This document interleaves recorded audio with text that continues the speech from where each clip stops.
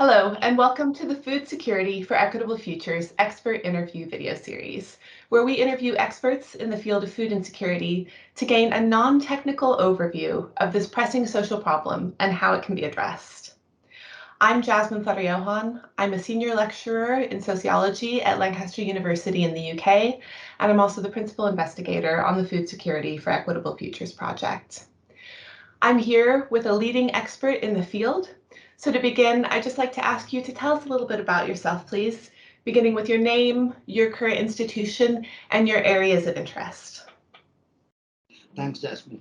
I'm Raman, Raman VR, that's my full name, and I'm currently affiliated with multiple organizations on part-time basis, but main affiliation is with the Public Health Resource Network in India. I work as the National Convenor of the Public Health Resource Network. I have worked in the various public policy issues around public health, nutrition, education, food security, water and sanitation, and several other kind of sectors wherein social policies and public policies have impact on human life, wherein food security and nutrition has been central to the major discourses. So currently, I also work with the Institute of Development Studies in Sussex on the sanitation-related work, Ashoka Trust for the for research in ecology and the environment in Bengaluru for their research on drinking water, and various activities of the All India People Science Network and so on. Yeah. Great, thank you. So obviously I have some questions for you around social policy, given your expertise. But to begin, I'd like to just talk really generally about food insecurity. So could I ask you specifically to tell us a little bit more about your experience working on food insecurity and whether you have any particular expertise in specific geographic areas? Yeah. So when it comes to a country like India, which is my experience and expertise is mainly around India. Although I have exposure to many of the South Asian countries and some of the African countries, but my in-depth understanding is definitely about my own country, which is India. So the situation here, first of all, this issue is to be understood from a lens of scale when it comes to a country like India. So India and China being the largest nations and also unparalleled kind of nations, because all the other countries in the world are much smaller in terms of population or size when it comes to these countries. Within India, within that India is coming also as a subcontinent with Indian Ocean and other three sides, three sides of the country are covered by the ocean, and one side with the Himalaya. There is a lot that we need to while planning about or working on the issue of food security or food or combating food insecurity, so to speak, or building food related equity or equality, so to speak. So it's very important that there are a lot many issues to be looked at. So very recently, when it comes to my work, I don't know how many of you are, how much you are you have seen the broader policies that is happening in India. Although I remember that a paper that was, looked at how price hike is impacting nutrition was something that I remember. I was also part of that paper wherein we had looked at this specific issue. So I'm looking at various social developments and various policies and programs with relation to health and nutrition, with relation to how food supply or civil supplies programs are working or not working, and how civil society can support or sometimes demand, or sometimes go into agitating or asking for various entitlements, and try to or succeed in gaining some of the policy issues. So in that sense, if I look back to my last 3-4 years, one major issue that I've been looking at is the public health resource network is also focusing is on the very specific issue of food security and nutrition of children under 3. Because this is a major segment. While children under 6 is a vulnerable community, within that we see that the children under 3 is facing further difficulties because of most of the people who are poor, but also are working with very minimum kind of income, has to go, particularly women and the family breadwinners, has to go out for work, whether it is for the national kind of schemes like the National Rural Employment Guarantee Act related schemes, or many other kind of employment opportunities. The essentially, the suffering people are those who are growing, and who don't have specific programs or specific initiatives for getting them care, getting them food, getting them nutrition. So that way the public health resource network has been with many other organizations across the country, has been trying to set up community level community managed fresh for children under 3. So that is one area that my current work is involved. The second part is with the very distant though is the involvement with the Right to Food campaign. The Right to Food campaign in India, I work as part of the Swachh Abhiyan, which is the Indian chapter of the People's Health Movement. So the People's Health Movement is very closely working with the Right to Health campaign in India, Right to Food campaign in India, which is essentially about looking at various schemes and programs, that are operational at scale, either at the national level, state level, and district level. How these programs are translating into reality, and what are the gaps that is coming up, and how the new government initiatives or decisions are impacting the food security in the country, and how as a collective of civil society organizations and civil society people, we can respond to these kinds of issues and get some of the initiatives strengthened and some of the initiatives corrected wherever, and the kind of requirements as they are. So we are working on those issues. And the other involvement has been with the farmers and farmers movements.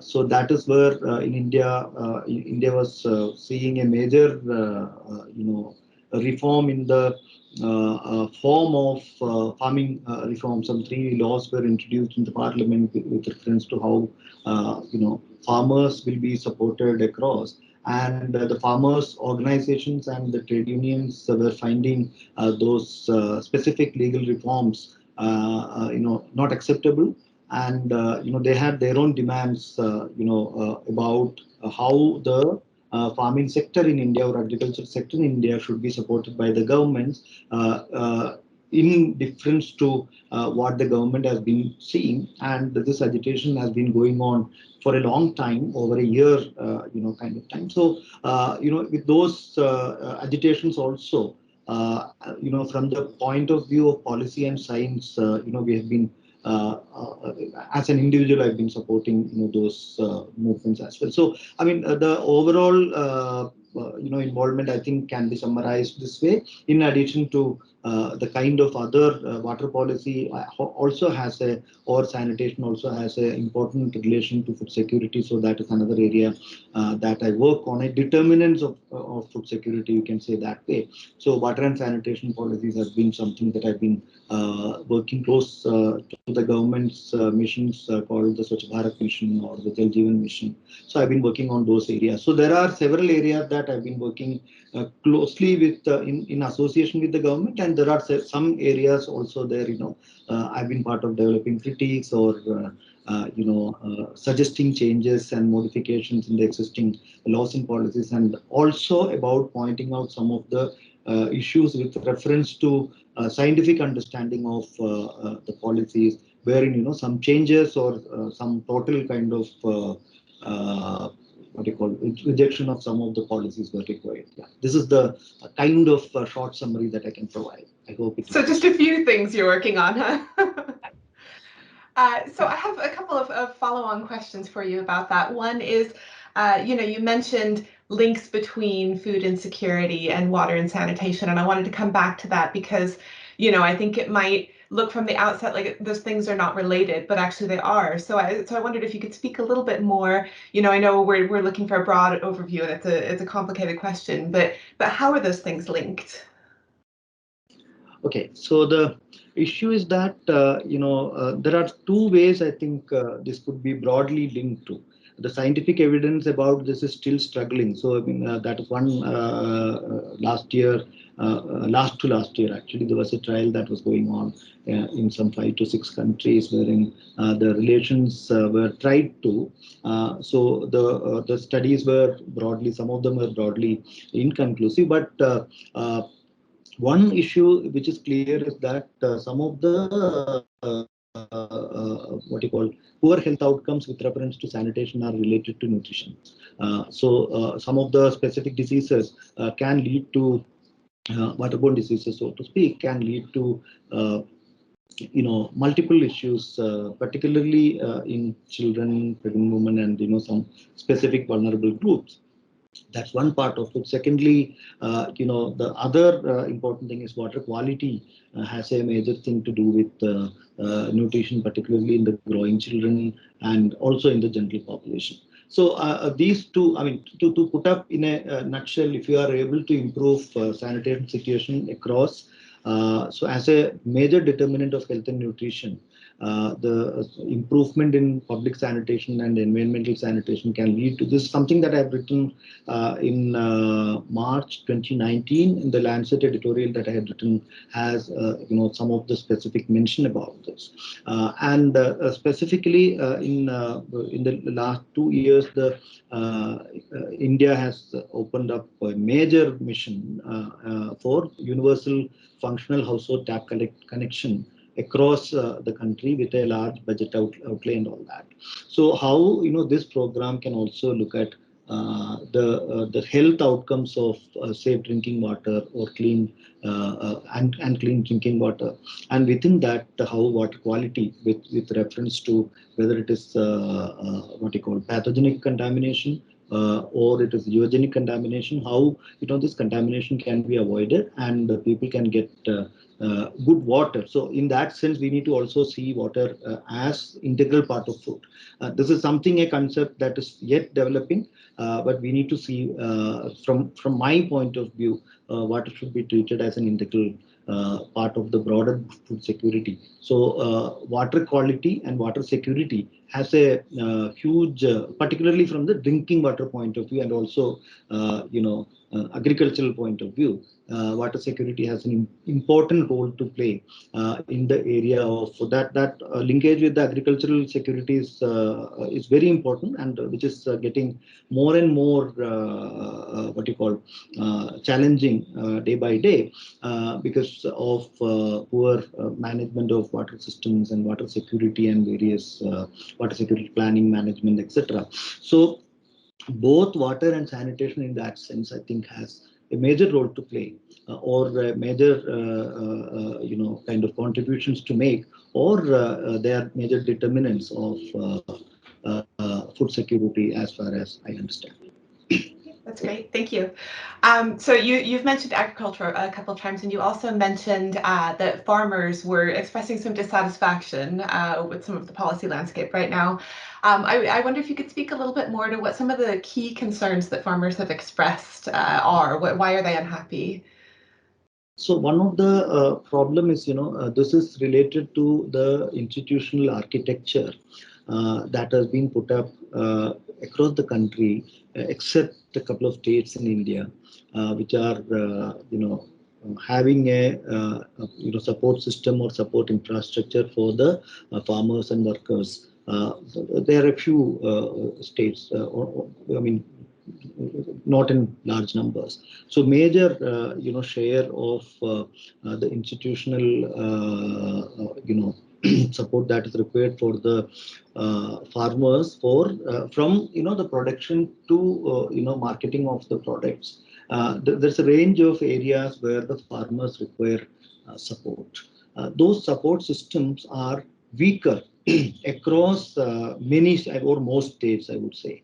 So the reform that is required in the farming sector or agricultural sector in India is about strengthening these institutions and processes with some guarantee from the government about and also dignity of farmers, as contributors to the larger development of the country. While we see industry, while we see infrastructure, while we see many other sectors as very important, I'm not very sure whether India has been able to recognize the importance of farming sector and establish farmers as the key contributors, I would say, as the development. So, amongst the visible areas of development, if we have to count, if we have to ensure food security, if we have to ensure,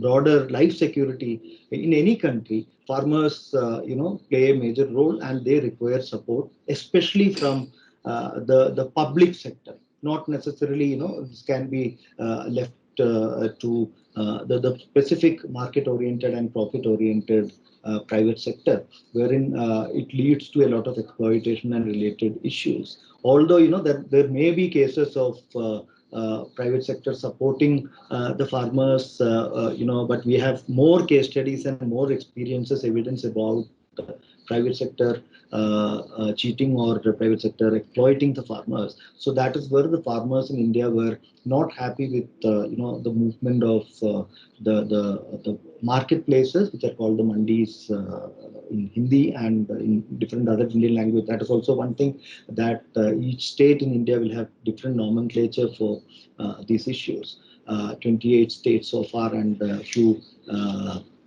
centrally ruled, places are there, states are there in India, provinces are there in India. So in those places, one of the issue is that there is no uniform kind of arrangement wherein all farmers can benefit from the minimum support price for the fuel, for the sorry the farm products, and fuel prices were going up, and that was leading to inflation for various things, including fertilizers and other things, and also the expenditures for farming was going up. So the farmers are always expecting a some justifiable minimum price for the product that they are making in comparison to the inputs that they make, so that they can make a living out of or livelihood out of farming, rather than just becoming contributors without any benefit. So this issue was going on for some time in India, but the current government had introduced three acts which was trying to change the current situation. The intention, as far as the government is putting it up, is that this the privatization of the markets, and the putting this into the competition of the market, all will benefit the farmers. But we, based on the experience across the globe, we know that whenever these kinds of initiatives are put into the mercy of markets, the actual difficulties of the producers, meaning the farmers, have been gone up, and the farming as a livelihood was becoming non-viable in many countries, and farmers were turning into other things. They were migrating out to nearby towns and all that. So and for a country like India specifically, with such a large population, with enhanced food needs, we have a neighbor now. We know the stories. We are reading the stories from Sri Lanka quite with a lot of worries. We are reading and understanding the stories from Sri Lanka. So it is very important that a large country like India, Sri Lanka is not even a province of India, it's, in terms of its size. If India is not able to manage its food security from a larger vision perspective, strategy and goal, things are going to be very difficult in future. That was the major concern that the farmers associations under various political alliances brought in from various geographies and various political alliances. They came together and were putting up some demand. The positive side of it is that, and the hope is that the government could understand the kind of issues, although after a lot of pressure and after a lot of kind of long agitation by the farmers, there was realization, and the acts, the enacted laws were withdrawn by the government, and that has made the farmers feel that at least temporarily they have succeeded in meeting their demand. But some of the specific demands like the minimum support price and other specific things, they are waiting for how things are going to happen in the long run. That is the summary of how things were going on. I think I covered the major points there. Yeah, that was great. Thank you. It's a really complex question, so I appreciate you getting into some of those details. Yeah. I'd love to get your perspective on what you think the biggest, and maybe we've touched on this already, but what you think the biggest food insecurity challenge in India is going to be in the next few years, thinking both of sort of short-term challenges, but also maybe longer-term challenges as well. So, in short term, the major worry that is going on in India is the food price inflation that is happening. If I look at the April data, April to 2022 data, we have an unprecedented what you call the consumer food price index. So this was close to, if I'm around 4 times, in the last 1 year, there is a price inflation. I mean, the price hike is close to 324% or something like that. That is what the recent global environmental index by the Center for Science and Environment report that brought in. So I think in the immediate attention should be about managing the food prices. Otherwise, the affordability, because that is one it's a long run problem also, because 93 onwards, when we introduced the what you call the broadly called as the neoliberal economic reforms, that is clearly created this inequalities in terms of income. So there is a segment that is which is less than 10% of the population, that is getting a large amount of, or large proportion of the total income of the country, and the average income is much lesser to the average income to this high paid society. So the high paid society is able to afford the kind of changed prices from time to time, whereas the urban poor, the casual workers, the informal workers across various sectors and segments, and farmers and the rural populations are really struggling to meet two ends with the existing income. So the income question is contributing to their ability to afford the even with a normal price within the subsidized ration or food supplies by the government, even to afford that, despite having fair price or subsidized price supply, people are even struggling to afford that. So in that scenario, the food price inflation is going to be a major problem. And day by day, the price of oil is going up, and in India they are also under the specific taxations. So that taxation is also adding the prices of the oil, which add to the price, the costs of the transportation, etc. And the food mile, average food mile is particularly based on the consumer choices that has been created through whatever ways. So the food miles are it's becoming larger and larger. Imports are also adding a major kind of burden to this. So there are many dimensions where we need to look at when it comes to this particular issue of food inflation or food price inflation, so to speak. So that is, I think, has a major role to play at this point in time, wherein our financial reforms has to look at in a serious manner about how to reduce food prices or how to support the universal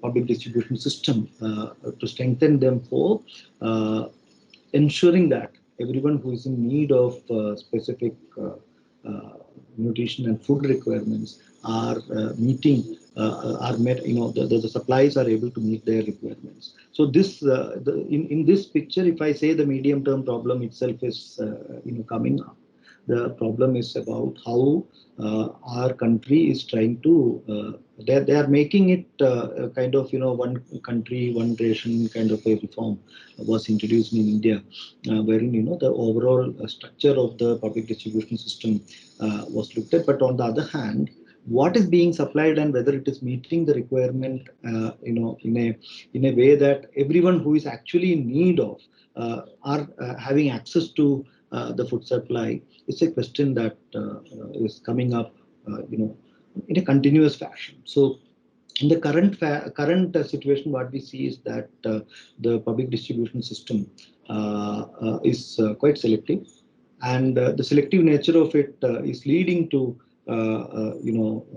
poor quality of food supply to the poor kind of a situation. So and also some erratic technological reforms have been introduced. I'll come to that as another problem maybe after this particular issue, which is about fortification of rice and related things. And also in the farming sector, we are also facing with this genetic modification and those kinds of.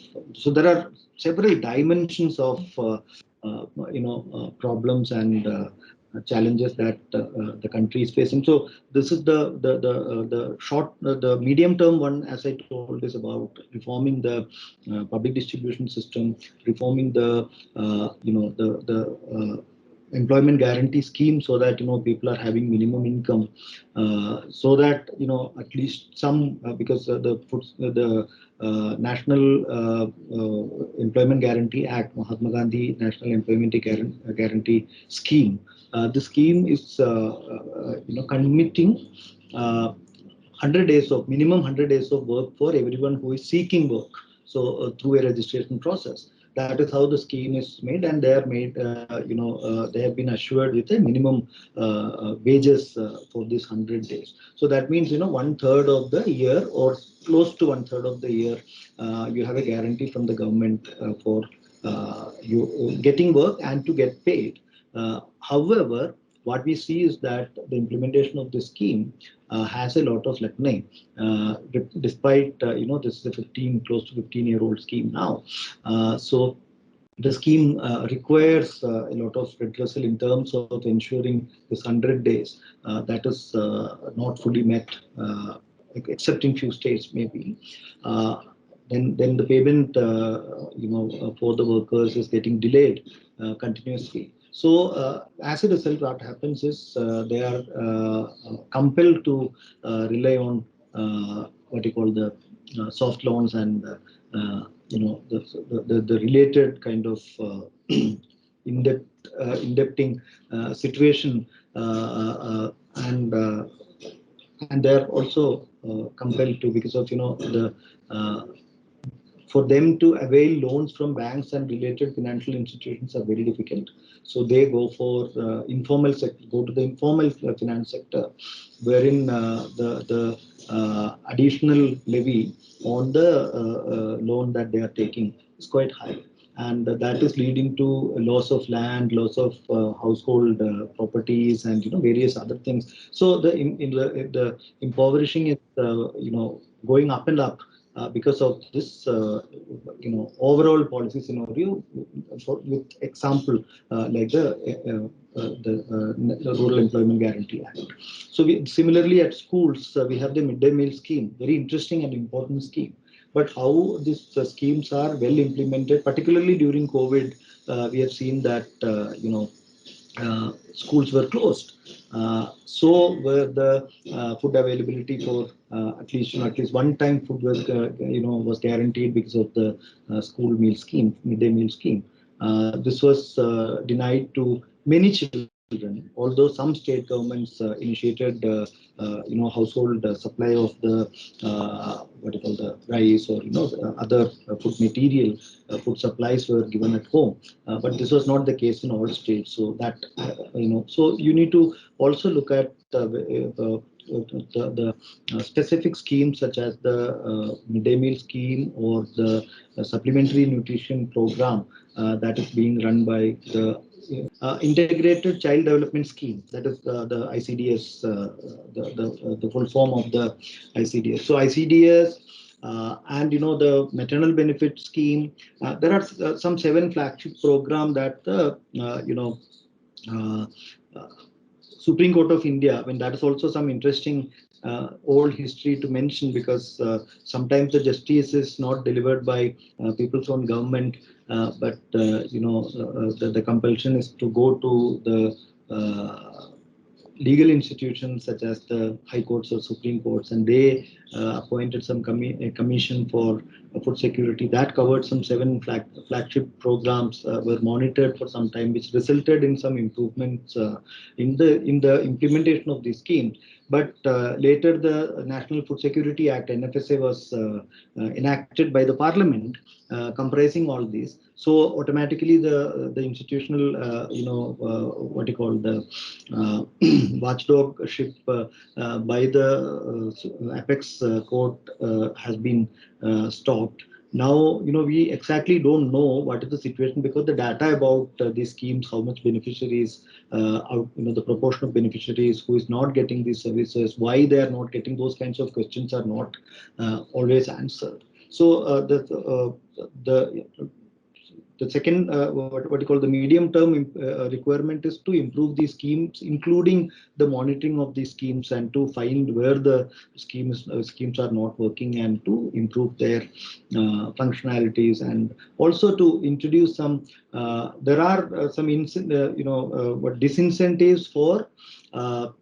When you report, as a grassroots level officer or at the district level officer, there are disincentives for reporting the facts. If you report the fact, probably there are problems. So many of the data that is available are having its own problems, and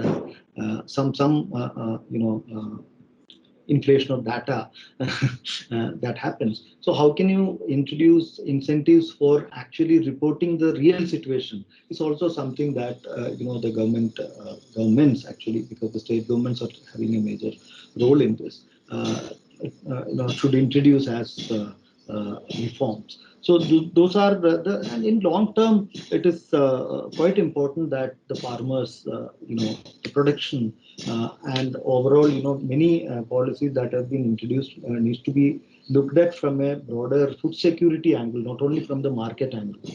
Currently, the market feasibility becomes the norm, which is the problem wherein the assumption is that everyone is having the ability to buy. So that is where the market dependency goes. But the proper way of supporting the needy by way of investing on universal supplies rather than uh, targeted ones is not really happening. So the food security from that angle, in long term, we should look at how the farmers are supported, how the broader agricultural sector is supported, how the the supporting structure or infrastructure such as the economic policies and various other things are doing well for augmenting food security. So I think I mean, if it was an extempore thing, so maybe I would have missed out something. So if something is coming in my mind later, I'll. That's great. Thank you. I wanted to ask you just a little bit. You mentioned the public distribution scheme, and we've talked about the public distribution system, and we've talked a bit about subsidies and inflation. So I wonder if you could speak a little bit more about just what's covered under the PDS and whether the gaps in terms of subsidies, is it a matter of the subsidies aren't sufficient? Are they not reaching the right people? Are they not responsive enough to changing food prices? Is it sort of all of these things? Where are the gaps? This is a very important question, I think, in the sense that the data on the needy people who are, we had a debate over the last 22 years. We have been into the debate of how to get the list of people or the actual people. So we had several we have tried several ways of people below poverty line listing, socio-economic caste census, or many other ways of identifying the actual people who are in need of it. But there is a logic, that can, actually identify these people. Of course, wherever the quality of food or food supplies from the public distribution system is good, there will be the market also. Market has its own interest to get the subsidized priced or low priced good quality food from the PDS to the market, so that the low price of the product compared to the market can augment them further profit. So there is a malintention of the market that is functioning in the failure of the actual identification of people, which is a truth across various states in India. So there are small scale to large scale actors, who are intervening in the public distribution system to take off the fresh supplies, not necessarily the stock supplies. And interestingly, we have a lot of stock supplies which is getting spoiled during rains or during other kind of natural disasters or calamities, whatever. So the wastage of food grains which would have been used by the people, that is also one issue there. In addition to the challenge that you have indicated about identifying the right people and providing the subsidy in that sense. So the best way probably can be if the government can set up or some arrangements can be made wherein you provide specific. So currently, it needs to be told that we have this Antyodaya. That is one specific list. This is a Gandhian concept of the last, man or woman. That is the Antyodaya concept. So Ant stands for last. So the Antyodaya is how the person, standing at the last this thing can rise. So the Udaya is rise. So this particular scheme is there for identifying the most poor segment of people, and there are another segment wherein they are in poverty but not in extreme poverty, but all these lists are outdated. And also the list making of the list at the rural and urban areas is a major kind of issue wherein the political and individual power interests make a major game there to avoid the most eligible people and to add the ineligible people. So that kind of a problem happens in this larger listing and initiatives. So one of the thing, the current time, the COVID has actually put another blow to this process, because the census in India is a 10-year decadal kind of activity. So the census was supposed to happen in 2020 onwards. We are in 2022, but because of the COVID and related challenges, the survey as part of the census was stuck. It's about to restart now, but we have already lost 2 years in this process. So reforming the census, with a questions on very specific questions in a verifiable manner to include all these, I think can provide us good data. But the problem with the census is already very large. The data set is very large. By the time they, despite, this time we are going for a CAPI mode. The census data compared to previous censuses, we expect that the data analysis and various report preparations under the census will be quick compared to the previous ones. However, because the systems, although you have introduced the systems, new systems, the reforms that needs to change the mindset of people and operators is also something, because it's not only about the technological software, it's also the human software that needs to be updated for this. So the human software updation is something that I'm hopeful that it can be done. That's not the problem. But whether we have done or not is a question that remains unanswered in my mind.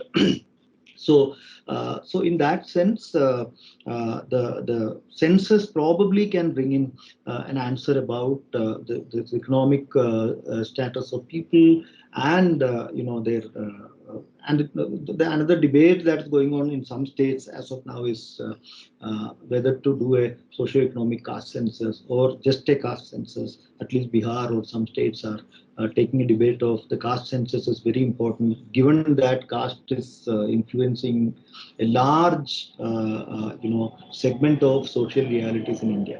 So caste as a major determinant.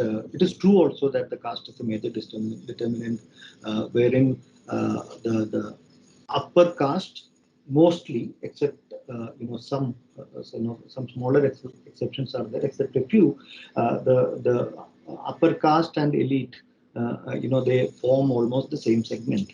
With this reality, the caste census can also bring in some good layer of comparability in the overall data set, but we are yet to have that caste-wise information of.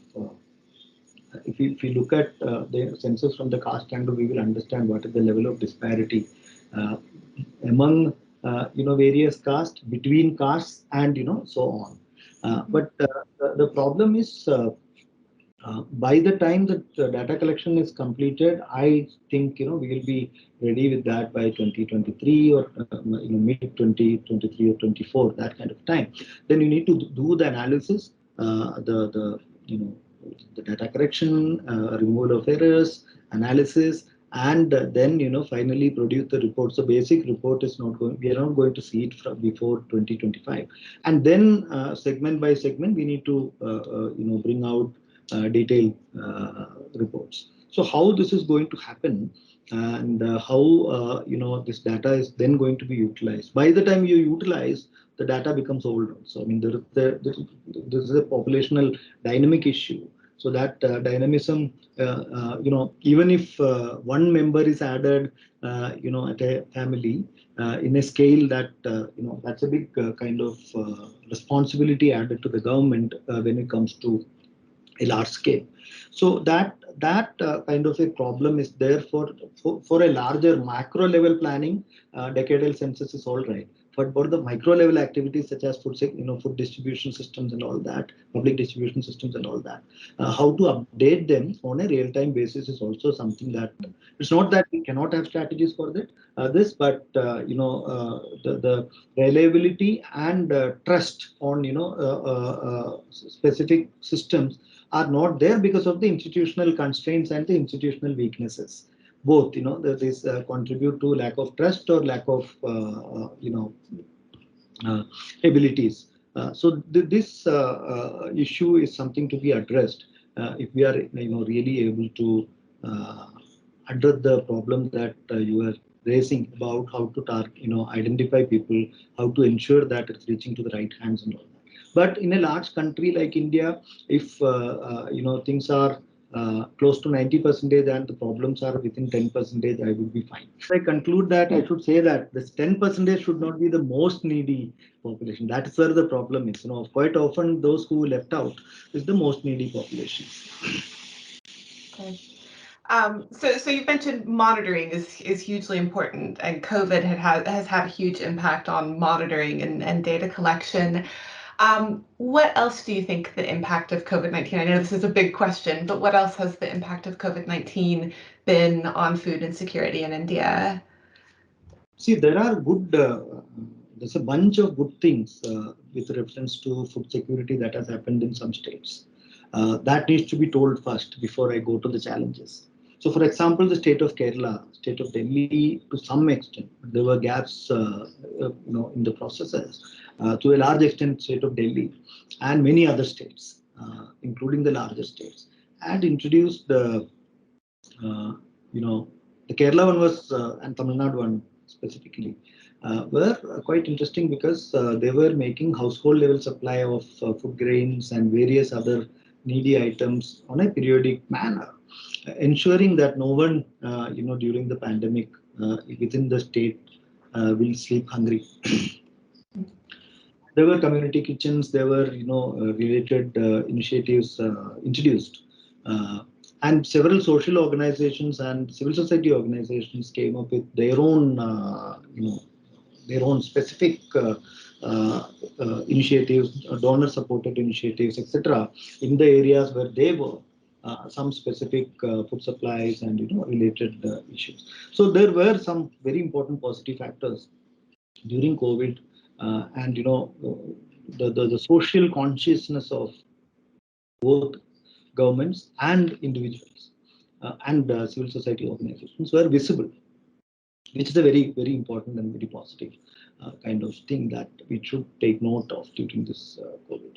Large, quantity of food supplies, whether it is in form of food grains, in form of vegetables, in form of other, things were supplied to people, and those with affected with COVID. Many neighborhood communities supported the isolated populations. So those are positive factors. But when it comes to the problematic things or the challenges, the informal workers across the country uh, uh, were really struggling. The urban slums were really struggling. The rural segment were, somewhat comparatively better organized, but the urban slums specifically, who are the service providers on various counts to the urban elite, whether it is middle class, lower middle class, upper middle class, or the high end, society. Everyone required the people living in urban slums for their support, for from cleaning to upkeeping of various facilities, with repairs, running their businesses, manning, or women in various kind of actions. All that were depending on this urban poor, but the attention paid to the urban poor was very minimal, except in some cases. And similarly, the initiatives like the Employment Guarantee Act in rural area, we still don't have an Urban Employment Guarantee Act. So that is, that led to a huge, what you call, back migration. People were compelled to go back, and the lockdowns also had created across the waves of first two waves of COVID specifically.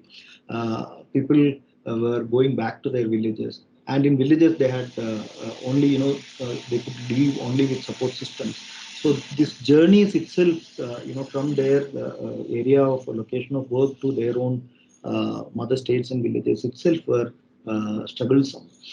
So broadly speaking, the COVID has given nightmares to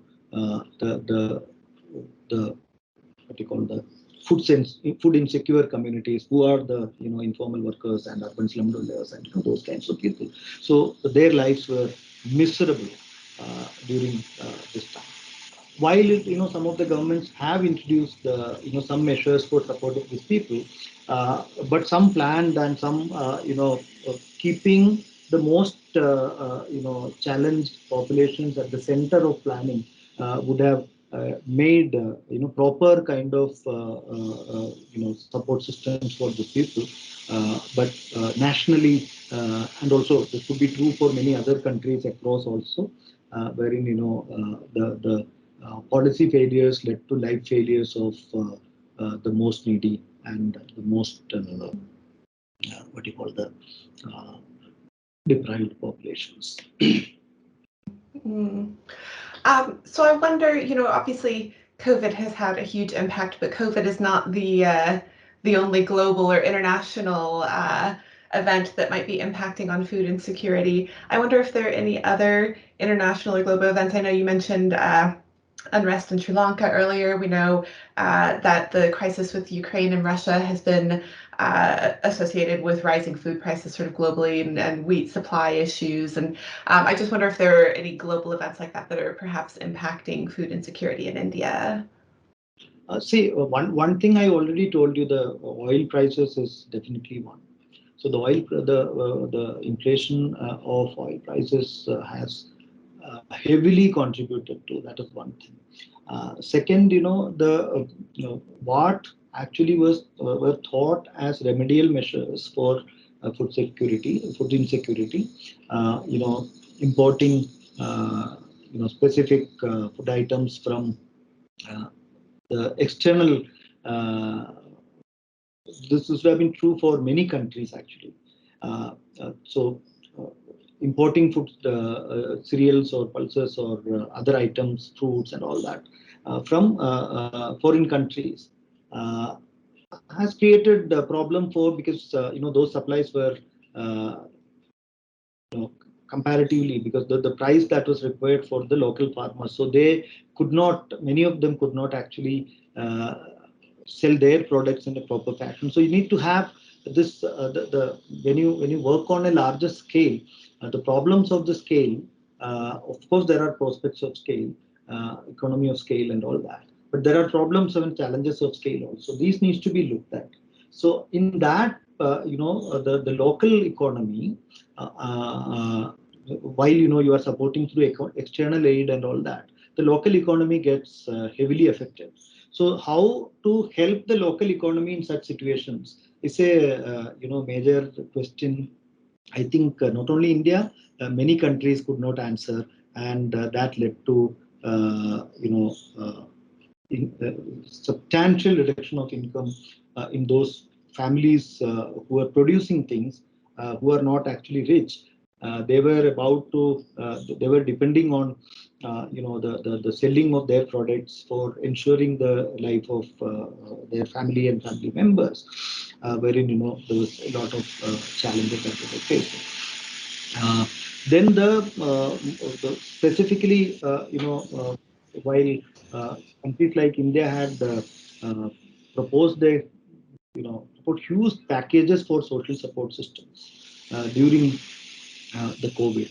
They earmarked, I mean, India government and state governments in India earmarked special COVID-related social security fundings and all that. However, earmarking funds and actually planning a proper distribution of the benefit of that to the most needy has a I think it had an adverse correlation, and also the COVID-related focus needs to be given to the health supplies, the medicine, and other things, institutional infrastructure for health, and of course medicines and supplies, including some of the unprecedented requirement in large scale for some of the specific supplies, vaccines and all that. All these had while the intention was there to support the poor, in reality the support, whether they translated into action or translated into reality, is a big question. Mm-hmm. So I suppose that leads to my next question, which is, what are the gaps in what we know, not just specific to COVID, but in general about food insecurity? What's the biggest gap in what we know about food insecurity, and what do we need more research evidence on? What would you like to see research evidence on going forward? Primarily, how can we use uh, the for listing the most needy segments of people? We were talking about data. Uh, what is the best data collection method that can aid the most challenging country context across the world? Is something that, including whether it is crowdsourcing, whether it is various other things. From the conventional ways of looking at data to a validatable database creation, population level database creation on food security. What kind of indicators can be developed so that reliable database could be developed? Something that I think a major research which should be specific to country context as well. That's one thing. The second, important thing is a review of the farming policies are required with reference to what is being promoted by countries and what are their actual, looking at the available data with reference to food security in the country. What all are the actual deficit in terms of production, and are the countries specifically, the policies are specifically supporting the production and distribution of those, deficient food systems, or it is focusing on something else. Mm-hmm. And also, the economist has to tell the world answers to, not only answers, but way forward to the current the market-oriented economy. How can it be changed to people-oriented economy? The people-oriented economy. When I say that, the old clash of this, left of the center and right of the center. That debate is very important. One of that has always been talking about people-centered, systems. But in the changing global context, particularly the power relations and all that, while the market is influencing the broader global policies, whether it is through UN, whether it is through various, powerful countries, whether it is through the political systems. I mean, there are several routes that have been created for the penetration of market interests at this point. In that complex scenario, how people-centered, welfare policies are important if we have to talk about food security, and what are the alternatives to the current policies which are beneficial for the, which are not creating challenges for the government and also beneficial for the most needy or most poor segments of the population. We need to think about these areas, and there are many other smaller things. Probably I can, write on those, because I've been listing a lot many ideas about or a lot many questions about the food security and related issues wherein we don't have real answers. At the micro level, for example, how to ensure that the real growth age of children, how can we ensure that, because the conventional ways of countries signing a convention and the declaration and then following it up, all that has now given way to sustainable development goals. So the SDG, within SDG we have goals around food security, and goals are further diluted or further divided into indicators, and within that indicators, that is where the countries are able to redefine what is intended and what is to be done. So that's where this diluted word, erratically though, but correctly came into my, so. So in that sense, we need to really understand how, what are the indicators that ensure food security for all. and how can we kind of get countries to commit it, not just from the conventional declarations and advocacy around them, but as something as a basic essential what you call drive that each national government should do. So how can we get into those things, and how can we also fix responsibilities of well-to-do countries in these areas, rather than their attention and approach to this issue as they are doing some welfare. These should be seen as something as responsibilities than because this the countries with more poor people and most starving people are contributing to the larger economy of those countries, whether it is through brain drain, whether it is through many other kind of ways, including the the colonial or many other ways of contribution these countries have made. So that responsibility, how to fix that responsibility, and then also to monitor that, is another area I think we should look at. I feel like we could have a whole discussion about the idea of a people-centered economy, but I'm aware that I've taken up quite a lot of your time already. So I'm very curious, just because you're so active in the social policy space, and we've talked a bit about existing social policies already. I'm curious what you see as the role of social policy in addressing food insecurity going forward in India is, and particularly what's the role of government and compared to non-governmental agencies, community-based agencies? Should they be working together? How should they be working together? So how do we have good social policy going forward, and who are the key actors in that policy and its implementation? I think, in terms of written policy framework, we have enough, but when it comes to the actually implemented policy framework, the social policy framework, that is where the lacunae are. So I should, I think, start with that statement, but of course, in the currently written policy framework also, the commitment,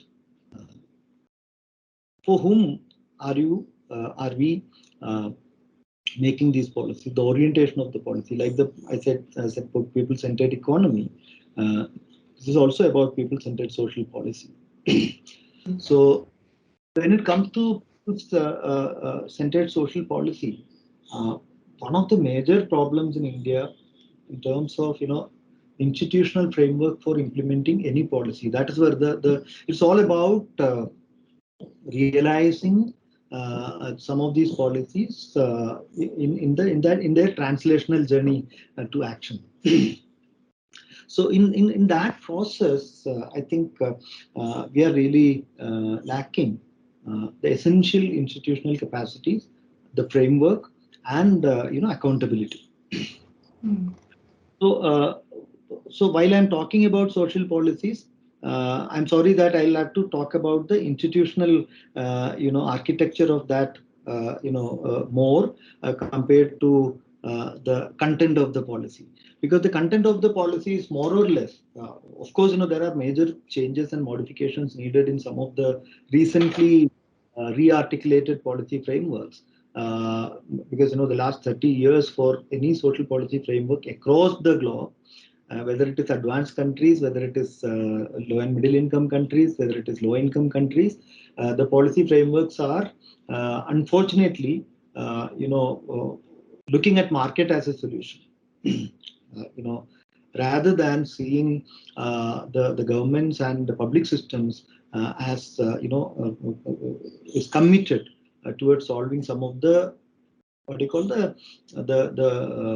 basic or as the elementary problems, as Sherlock Holmes may have.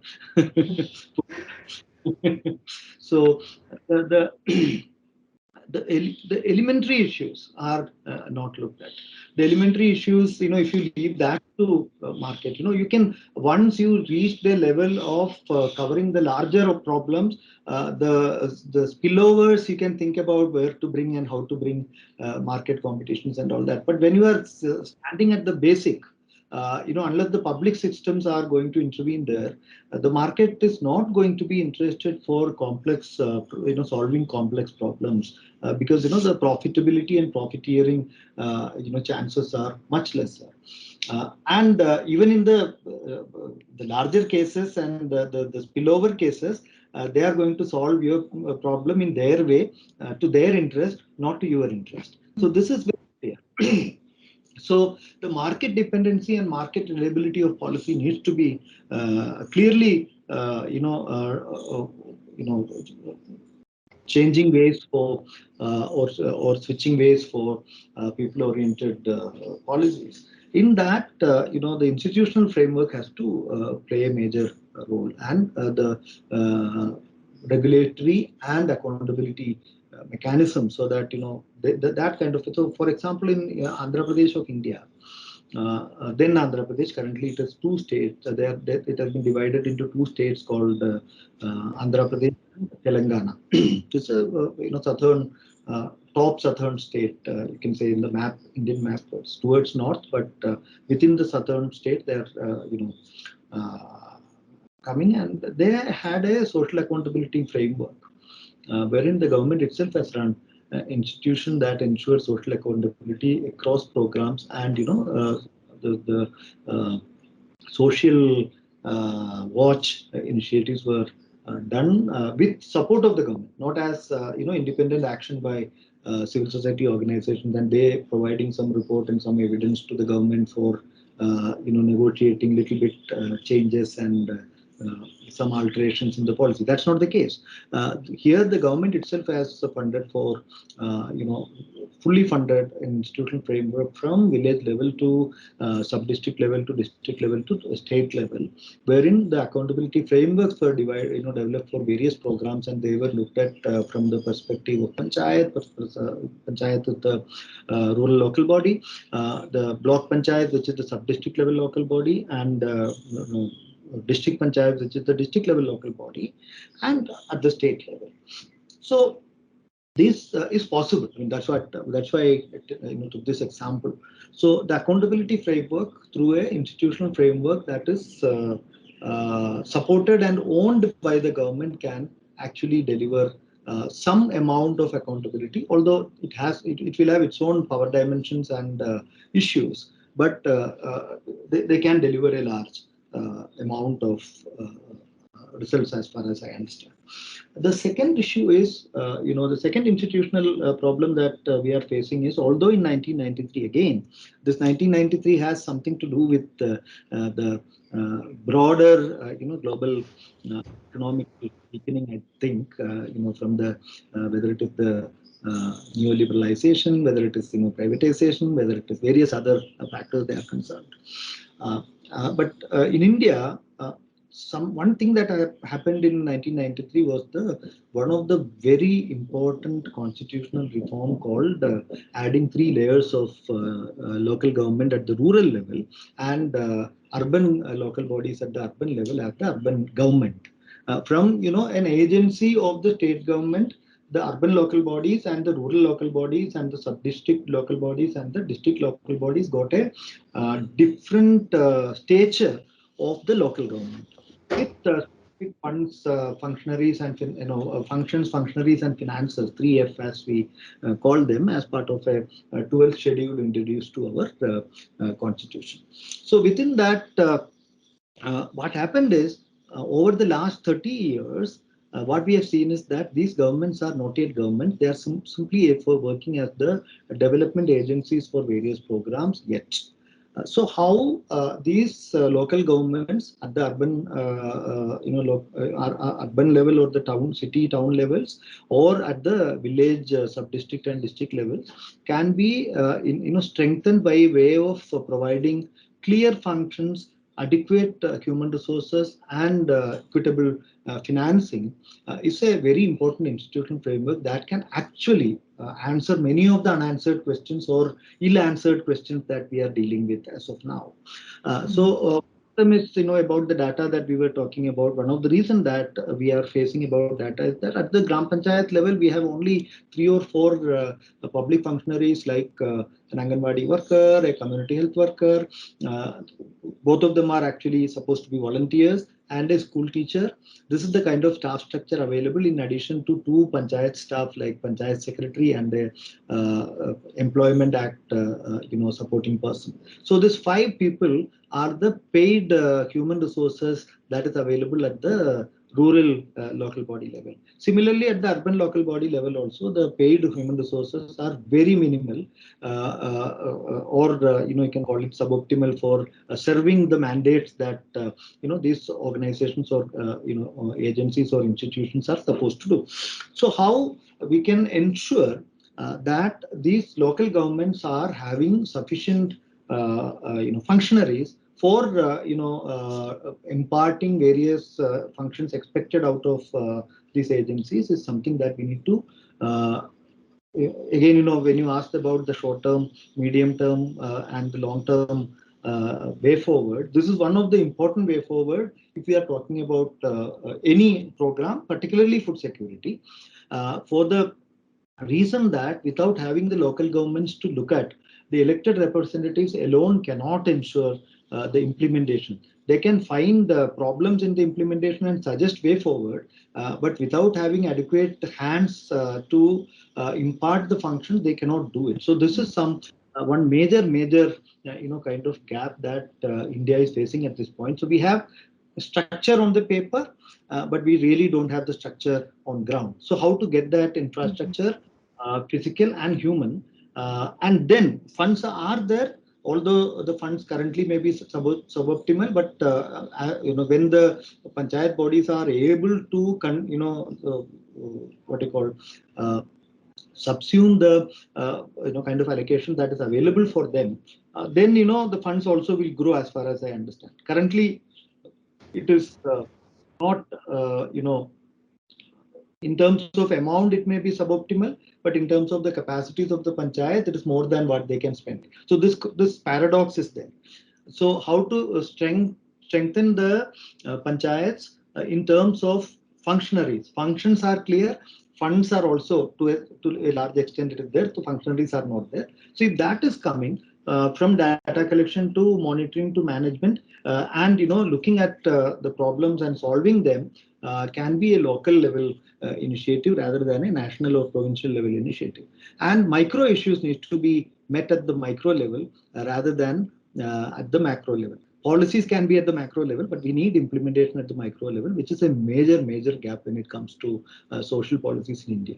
So that micro level institutional gap is the primary thing, I think, to be addressed in order to improve the food security, and then to reform the policies from this people-centered framework, social policy that will do, as far as I understand.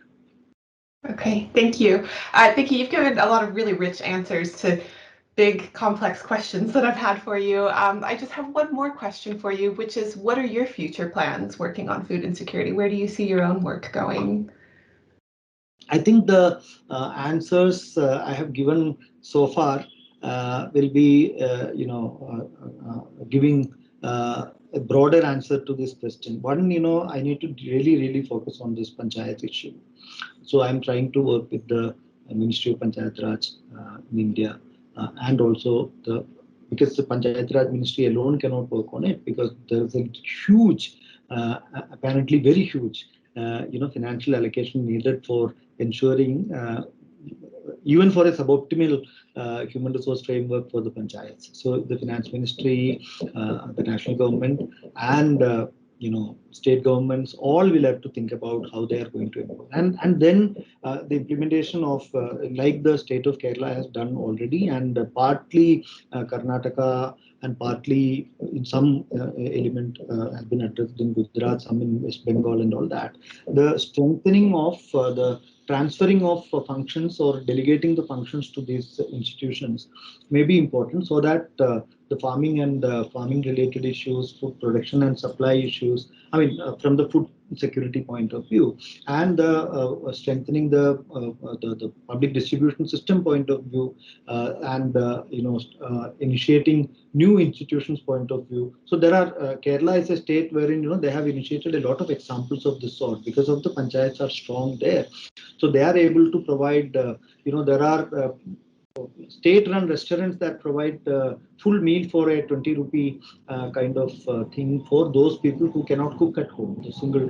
And there are other kind of social welfare programs that is run for the people living alone, I mean, old people living alone, and those kinds of things. So if at all you need to do these kinds of programs, so this is important for strengthening the local the local government scenario. So I think that is one priority that I'm doing. Specifically, I'm going to, I've already picked up in the health sector, in the nutrition sector, in the farming and agriculture sector, in the environment health sector, whether it is sanitation, water and all that, and the other related areas. So that is one. Second is, the model development for, the governments need to have answers to the problem also. Only highlighting the problems are not going to help. So evidence should be oriented towards solutions. Quite often, one of the problems that the LMICs are facing is most of the evidence are oriented towards problems. So how can the evidences be oriented to the solutions is another kind of area that I'm going to focus during the coming days. Whereas models for that can liberate change. How can you develop? Like we have developed this creche system, a community-based creche system as a solution for giving shelter, day care shelter for children under 3, including food for them, and ensuring their early childhood development and care and education. So those kinds of models that will function in a large scale is needed at the for the country, specific to the complex rural situations of each of the provincial and state segments.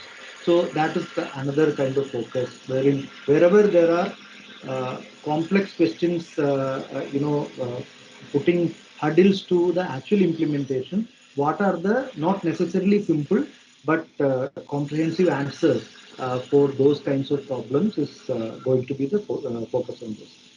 I think these are the key things, but there are many small, segments of this as part of it, empowering, local organizations for taking these issues up, and building their capacities, etc. will form part of this, and finding resources for local action will form part of it. Spreading the capacities across people will be, not only the civil society segment, also within the panchayats, etc., would form part of this. So, I mean, there are several small elements of what I do. Great. Well, I look forward to continuing our conversations and to learning more about the work that you're doing in future as that work develops. For now, those are all of my questions for you. Thank you so much for sharing so much of your time and for your expertise. And for now, take care. Thank you. Thank you so much. Thank you, Jasmine.